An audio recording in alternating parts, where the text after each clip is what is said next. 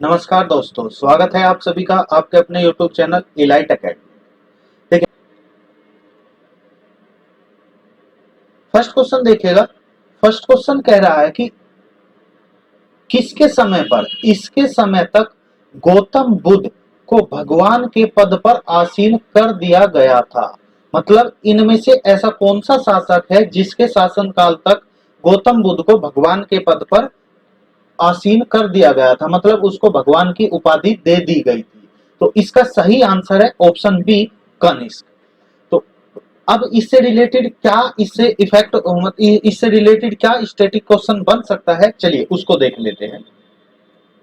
इसके बारे में थोड़ा सा जानते हैं। कनिष्क कनिष्क गौतम बुद्ध कनिष्क के समय तक भगवान के पद पर आसीन थे। ठीक है। कनिष्क कुशास राजवंश का शासक था और उसने देवपुत्र की उपाधि धारण की थी। मतलब उसको देवपुत्र भी कहा जाता था, किसको? कनिष्क को। उसके शासनकाल के दौरान चौथी बौद्ध संगति कुंडलवन कश्मीर में आयोजित की गई थी। कहां पर आयोजित की गई थी? कश्मीर में आयोजित की गई थी। कनिष्क को द्वितीय अशोक के नाम से भी जाना जाता है। ये बहुत इंपॉर्टेंट पॉइंट है कि द्वितीय अशोक किसको कहा जाता है, तो इसका आंसर भी क्या है? कनिष्क। कनिष्क को द्वितीय अशोक भी कहा जाता है। इसके बाद कुछ एडिशनल इंफॉर्मेशन है, इसको भी देख लेते हैं अशोक के बारे में। अशोक क्या था? ये मौर्य राजवंश के तृतीय सम्राट थे, मतलब तीसरे सम्राट थे। अशोक को चक्रवर्ती सम्राट कहा जाता था, जिसका अर्थ है सम्राटों का सम्राट, इसलिए उसको चक्रवर्ती सम्राट कहा जाता था। उन्होंने कलिंग युद्ध लड़ा और कलिंग पर विजय प्राप्त की, लेकिन जीवन और कष्टों के नुकसान से उन्हें गहरा आघात पहुंचा था, गहरा दुख हुआ था। परिणाम स्वरूप उसने युद्ध त्याग दिया और बौद्ध धर्म अपना लिया। किन्होंने? अशोक ने बौद्ध धर्म अपना लिया था। इसके बाद कह रहा है कि कनिष्क ने दक्षिण में बौद्ध धर्म के प्रसार के लिए अपने पुत्र को मिशनरी के रूप में श्रीलंका भेजा था। एक क्वेश्चन यहां से बन जाता है कि श्रीलंका किस शासक ने अपने पुत्र को श्रीलंका भेजा था? तो किसने? अशोक ने भेजा था। क्लियर हुआ? ये चंद्रगुप्त विक्रमादित्य के बारे में कुछ इंफॉर्मेशन है, इसको भी देख लेते हैं जल्दी से। वह समुद्रगुप्त का पुत्र था और चंद्रगुप्त प्रथम का पौत्र था। देखिए, चंद्रगुप्त विक्रमादित्य, ये चंद्रगुप्त जो प्रथम था उसका पौत्र था और समुद्रगुप्त का क्या था? पुत्र था। विक्रमादित्य गुप्त साम्राज्य के सबसे शक्तिशाली सम्राटों में से एक थे। शकों की विजय उसके शासनकाल की सबसे महत्वपूर्ण घटनाओं में से एक थी। इसके बाद शकों पर अपनी विजय की याद में उसने चांदी के सिक्के जारी किए थे और चांदी के सिक्के जारी करने वाला पहला गुप्त शासक बना था। ये क्वेश्चन पूछा जाता है कि चांदी के सिक्के किसके शासनकाल में जारी किए गए थे? तो किसके? चंद्रगुप्त विक्रमादित्य के। क्लियर हुआ? तो ये क्वेश्चन इंपोर्टेंट है, इसको विशेष नोट कीजिएगा। इसके बाद हर्ष के बारे में जान लेते हैं। वह पुष्यभूति राजवंश का शासक था और उसने 606 से 647 ईस्वी तक शासन किया था। हर्ष प्रभाकर वर्धन का पुत्र था। हर्ष प्रभाकर वर्धन का पुत्र था। उनकी प्रसिद्धि जीवनी हर्ष चरित्र प्रसिद्ध संस्कृत कवि वाण भट्ट द्वारा लिखी गई है। क्वेश्चन पूछा जाता है कि हर्ष चरित्र किसके द्वारा लिखा गया है? देखो, ये जीवनी किसके बारे में है? हर्ष के बारे में। लिखा किसने था? वाण भट्ट ने लिखा था। ठीक है। तो ध्रुव भट्ट गुजरात के वल्लभी राजा को भी हर्ष ने हराया था। ठीक है। ये इससे रिलेटेड फोकस इंपोर्टेंट टॉपिक थे, इसको भी नोट कीजिएगा। देखिए, ये हिंदी इंग्लिश दोनों में है, यहाँ पर हिंदी में लिखा हुआ है। इसके बाद देखिएगा, ये सब कुछ यही बातें इंग्लिश में लिखी गई है। तो आपको इस वीडियो को कंप्लीट देखिएगा और वीडियो के डिस्क्रिप्शन में इसका सारा पीडीएफ आपको मिल जाएगा। हिंदी इंग्लिश दोनों में बाइलैंग्वेज पीडीएफ होगा, जिसमें भी आप सुटेबल रहे उसमें आप नोट्स बना लीजिएगा। चलिए नेक्स्ट देखते हैं। नेक्स्ट देखिएगा, मगध शासक बिंबिसार का चिकित्सक कौन था? मगध के शासक थे बिंबिसार। बिंबिसार के चिकित्सक कौन था? ये आपसे पूछा गया है, इन 4 ऑप्शन में से आपको आंसर बताना है। तो यहां पर सही आंसर हो जाता है जीवक। जीवक क्या थे? उनके चिकित्सक थे। चलिए इसके बारे में भी थोड़ा सा कुछ पॉइंट है, उनको देख लेते हैं। सबसे पहला, हिंदी इंग्लिश दोनों में है, जैसे भी आपको जिस लैंग्वेज में सुटेबल हो उसमें कीजिएगा। पहला पॉइंट देखेगा, जीवक राजा बिंबिसार के दरबार में प्रसिद्ध चिकित्सक का नाम था, जो भगवान बुद्ध के निजी चिकित्सक थे। देखो ये किसके चिकित्सक थे? भगवान बुद्ध के भी चिकित्सक थे।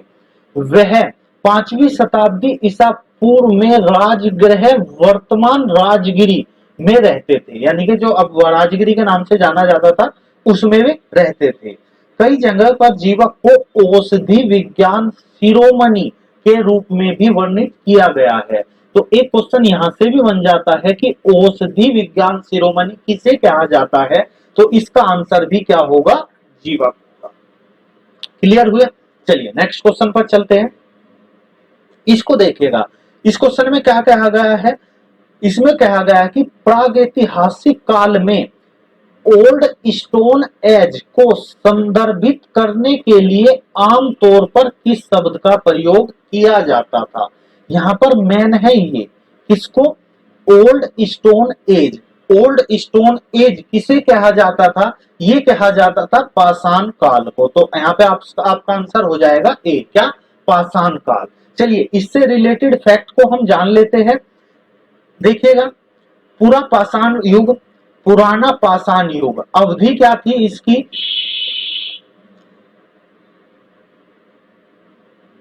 5 लाख से लेकर 10 लाख ईसा पूर्व।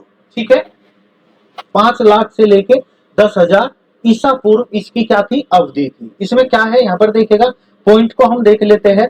माना जाता है कि भारतीय लोग नेग्रोटिक जाति के थे और खुली हवा, नदी, घाटियों, गुफाओं और रॉक सेल्ट्स में रहते थे। मतलब खुली जगहों में, खुली हवाओं के नीचे, नदी घाटियों पर, गुफाओं में रहना पसंद करते थे। वे खाद्य संग्राहक थे, मतलब जो खाने पीने का सामान था उसको इकट्ठा करके रखते थे। जंगली फल और सब्जियां खाते थे और शिकार पर रहते थे, मतलब शिकार किया करते थे।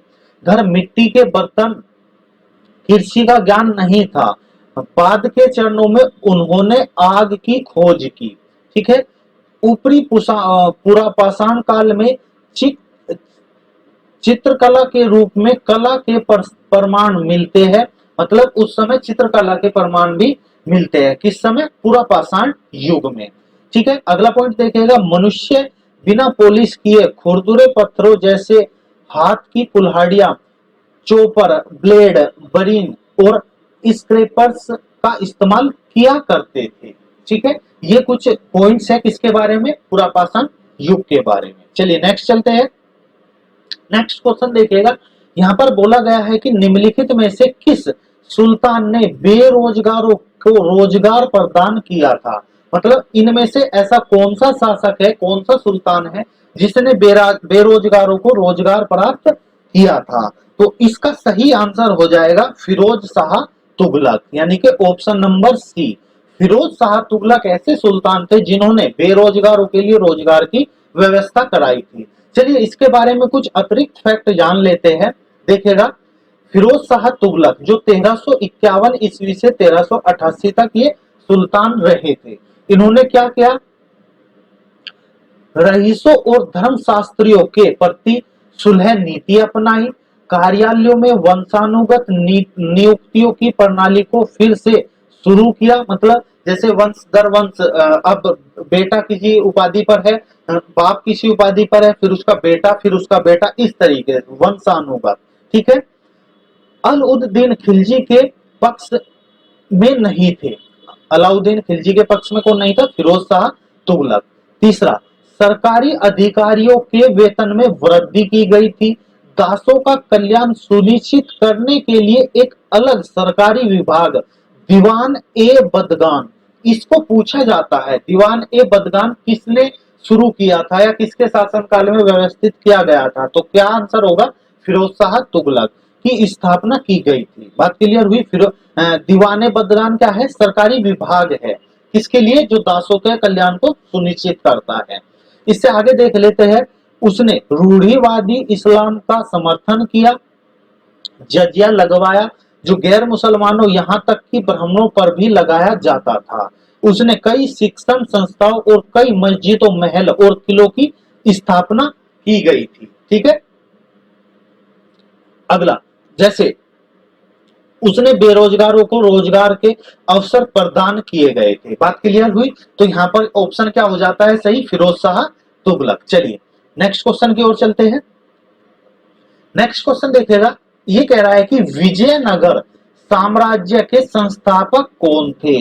देखिए ये स्टैटिक जीएस में आता है, जो हिस्ट्री से रिलेटेड पोर्शन जो पार्ट है, इसमें पूछा गया है कि जो विजयनगर साम्राज्य के शासक संस्थापक कौन थे? संस्थापक मतलब जिन्होंने उसकी स्थापना की हो। तो इसका सही आंसर है ऑप्शन सी, हरिहर बुका। हरिहर बुका ने ही विजयनगर साम्राज्य की स्थापना की थी। चलिए इसके बारे में कुछ इंपोर्टेंट फैक्ट को जान लेते हैं। देखिएगा यहाँ पर विजयनगर साम्राज्य की स्थापना 1336 ईस्वी में हरिहर और बुका ने की थी। हरिहर और बुका ने मिलकर की थी। बात क्लियर हुई? इसके आगे देखिएगा, उन्होंने अपने गुरु विधारण्य की प्रेरणा से विजयनगर में संगम वंश का शासन शुरू किया। किसका? संगम वंश का शासन शुरू किया और हम्पी को अपनी राजधानी बनाया था। तो विजयनगर, ये भी क्वेश्चन पूछा जाता है कि हम्पी कहाँ की राजधानी है? तो विजयनगर की राजधानी है। या ये पूछ लेता है कि विजयनगर की राजधानी क्या है, तो वहां पर हम्पी आपको टिक करना होगा। ये अतिरिक्त फैक्ट जो हम यहाँ पर कर रहे हैं, इससे रिलेटेड भी काफी क्वेश्चन एग्जाम में पूछे जाते हैं, जो स्टैटिक जीके का पार्ट होता है। चलिए, इस वंश का प्रथम शासक हरिहर था। इस वंश का प्रथम शासक कौन था? हरिहर। विजयनगर साम्राज्य 1649 यानी कि 1649 ईस्वी तक अस्तित्व में था। इस दौरान 4 राजवंशों ने शासन किया, जो इस प्रकार है। पहला संगम, जो 1336 से लेकर 1485 तक था। इसके बाद सुलू, जो 1485 से 1505 ईस्वी तक था। ये तुलु 1505 से 1570 और अरविदु 1570 से लेकर 1649 तक। ये ऐसा इंपोर्टेंट नहीं है, लेकिन यहाँ पर ये फैक्ट इंपोर्टेंट है, तो इसको आप नोट कीजिएगा। चलिए नेक्स्ट चलते हैं। इसको देखिएगा, निम्नलिखित में से किस समाचार पत्र की स्थापना राजा राम मोहन राय ने किया था? तो इसमें कुछ समाचार पत्र दिए गए हैं, जिससे आपसे पूछा गया है कि किस समाचार पत्र की स्थापना राजा राम मोहन राय ने की थी। तो यहाँ पर बिल्कुल सही आंसर हो जाएगा ऑप्शन फर्स्ट, बंगदूत। बंगदूत एक समाचार पत्र था जिसकी स्थापना राजा राम मोहन राय ने किए थे। चलिए इससे रिलेटेड फैक्ट को समझ लेते हैं। देखिएगा यहाँ पर बंगदूत अखबार मतलब समाचार पत्र की स्थापना किसने की थी? राजाराम मोहन राय ने। यह 1822 में कलकत्ता में 4 भाषाओं अंग्रेजी, बंगाली, फारसी और हिंदी में प्रकाशित हुआ था। तो ये पूछ लिया जाता है कि कब इसकी शुरुआत हुई? तो 1822 में इसकी शुरुआत हुई थी। कहां पर? कोलकाता में। यानी कि पहले जो कलकत्ता था, अब उसी को कोलकाता बोला जाता है। एडिशनल इंफॉर्मेशन में बॉम्बे टाइम्स अखबार की स्थापना रॉबर्ट नाइट और थॉमस बेनेट ने की थी। देखो ये वो समाचार पत्र है जिनके बारे में अक्सर पूछ लिया जाता है। दूसरा बंगाल गजट। बंगाल गजट भी पूछा जाता है। इसकी स्थापना किसने की थी? जेम्स ऑगस्टन हिक्की ने की थी। अगला देखिएगा, गोफ्तर अखबार, इसकी स्थापना किसने की थी? दादा भाई नौरोजी ने की थी। तो ये इंपोर्टेंट न्यूज़पेपर है जिनके बारे में पूछ लिया जाता है। चलिए नेक्स्ट चलते हैं। इसको देखिएगा, यहां पर बोला गया है कि जिन्ना को हिंदू मुस्लिम एकता का दूत किसने कहा था? जिन्ना को बोला गया था हिंदू मुस्लिम एकता का दूत। यहाँ पर सही आंसर क्या होगा?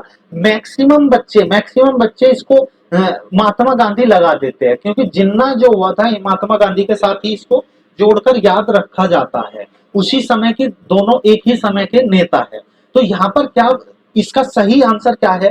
सही आंसर हो जाएगा इसका सरोजनी नायडू। मतलब सरोजनी नायडू ने इसको कहा था हिंदू मुस्लिम एकता का दूत। किसको कहा था? जिन्ना को कहा था। क्वेश्चन ये भी बन जाता है कि हिंदू मुस्लिम एकता का दूत किसे कहा जाता है, तो यहां पर आंसर क्या होगा? जिन्ना होगा। चलिए इससे रिलेटेड फैक्ट को जान लेते हैं। दिसंबर 1916 में अखिल भारतीय मुस्लिम लीग और कांग्रेस की लखनऊ में बैठक हुई थी। कहां पर बैठक हुई थी? लखनऊ में।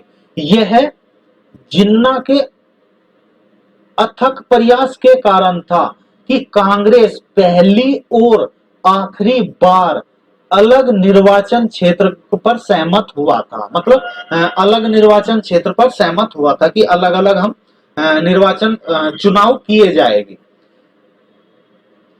जिन्ना के इन प्रयासों की सराहना करने के लिए सरोजनी नायडू द्वारा उन्हें हिंदू मुस्लिम एकता का राजदूत की उपाधि दी गई थी। हिंदू मुस्लिम एकता राजदूत की उपाधि दी गई थी। प्रमुख कुछ इंपॉर्टेंट पॉइंट्स देख लेते हैं। मुस्लिम मोहम्मद अली जिन्ना ने अपने राजनीतिक जीवन के शुरुआती वर्षों में हिंदू मुस्लिम एकता की वकालत की थी। गोपाल कृष्ण गोखले ने कहा था कि जिन्ना में सच्ची बात है और सभी सांप्रदायिक पूर्वाग्रहों से मुक्त उन्हें हिंदू मुस्लिम एकता का सबसे अच्छा राजदूत बनाती है। ठीक है, चलिए नेक्स्ट क्वेश्चन पर चलते हैं। इसको देखिएगा, यहां पर आपसे पूछा गया है कि निम्नलिखित में से कौन भारत सरकार अधिनियम 1919 की महत्वपूर्ण विशेषता नहीं है? मतलब उसकी क्या विशेषता नहीं है? पहला ऑप्शन कह रहा है कि प्रांतों में द्वैध शासन, दूसरा केंद्र में द्वैध शासन, तीसरा प्रांतों पर केंद्र नियंत्रण में ढील, चौथा भारतीय विधायिका और अधिक प्रतिनिधित्व बनाया गया। यहां पर बिल्कुल सही आंसर क्या है कि यहां पर देखना विशेषता नहीं पूछा गया है, तो इसकी विशेषता क्या नहीं है? केंद्र में द्वैध शासन। द्वैध शासन मतलब जैसे अभी हम फिलहाल समझे हमारे यहाँ पर राज्यों में एक केंद्र का शासन होता है क्या, जिसको हम राज्यपाल के नाम से जानते हैं, और राज्य का शासन होता है क्या, जिसको हम मुख्यमंत्री के नाम से जानते हैं। तो इसी तरीके से यहाँ पर प्रांतों में तो था, जैसे अभी राज्यों में होता है, ठीक है ना, लेकिन केंद्र में नहीं था। तो इसका सही आंसर क्या हो जाएगा? Option B. चलिए इससे रिलेटेड कुछ महत्वपूर्ण पॉइंट जान लेते हैं क्या थे। देखिएगा, भारत सरकार अधिनियम 1919 के जो महत्वपूर्ण पॉइंट थे उसको हम एक बार देख लेते हैं। 1921 में भारत सरकार अधिनियम 1919 लागू हुआ। कब? 1921 में। द्वैध शासन ब्रिटिश सरकार के प्रांतों के लिए भारत सरकार अधिनियम 1919 द्वारा शुरू की गई दोहरी शासन की एक प्रणाली थी। एडविन सैमुअल मोंटेग्यू भारत के राज्य सचिव 1917 से जो 22 में, और लॉर्ड चेम्सफोर्ड भारत के वायसराय जो 1919 और 21 द्वारा द्वैध शासन को एक संवैधानिक सुधार के रूप में पेश किया गया था। इसे मोंटेग्यू चेम्सफोर्ड सुधार के नाम से भी जाना जाता है। इसे केंद्रीय और प्रांतीय विषयों को सीमांकित और अलग करके प्रांतों पर केंद्रीय नियंत्रण में ढील दी गई थी। मतलब यहाँ पर केंद्र के नियंत्रण जो था उसको थोड़ा सा स्मूथ रखा गया था, ढील दी गई थी। इन्हें प्रांतीय विषयों को आगे दो भागों में विभाजित किया गया, स्थानांतरित और आरक्षित। इसे देश में पहली बार द्विसंसदीय और प्रत्यक्ष चुनाव की शुरुआत की गई थी। इसमें सिखों, भारतीय ईसाइयों, एंग्लो इंडियन और यूरोपीय लोगों के लिए अलग निर्वाचन मंडल प्रदान करने सांप्रदायिक प्रतिनिधित्व के सिद्धांत का विस्तार किया गया था। इसने संपत्ति कर या शिक्षा के आधार पर सीमित संख्या में लोगों को मताधिकार प्रदान किया था। देखना यहाँ पे जो संपत्ति वाला था, मतलब कर या शिक्षा के आधार पर, इस तरीके से मताधिकार को नियंत्रित किया गया था, लोगों में वितरित किया गया था। इसने लंदन में भारत के लिए उच्चायुक्त का एक नया कार्यालय बनाया था और भारत के राज्य सचिव द्वारा अब तक किए गए कुल कार्यों को उन्हें स्थानांतरित कर दिया।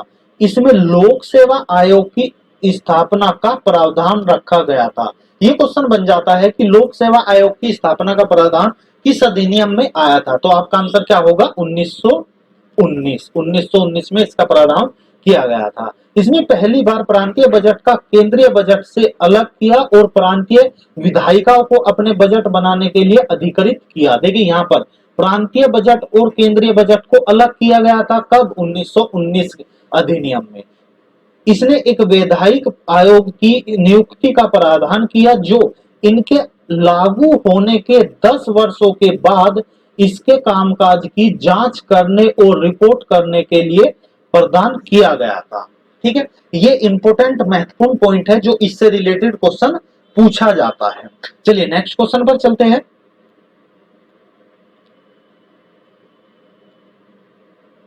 ये इंग्लिश में लिखा हुआ है, सेम जो मैंने हिंदी में आपको डिस्कस की है वही सब इंग्लिश में यहाँ पर लिखा हुआ है। तो जो बच्चे इंग्लिश में पढ़ेंगे, इंग्लिश में नोट्स बनाना चाहेंगे, वो यहाँ से आज को नोट कर सकते हैं। चलिए अगला क्वेश्चन देखते हैं। इसने कहा चंद्रशेखर आजाद और सरदार भगत सिंह जैसे क्रांतिकारियों द्वारा हिंदुस्तान सोशलिस्ट रिपब्लिकेशन एसोसिएशन की स्थापना कहाँ की गई थी?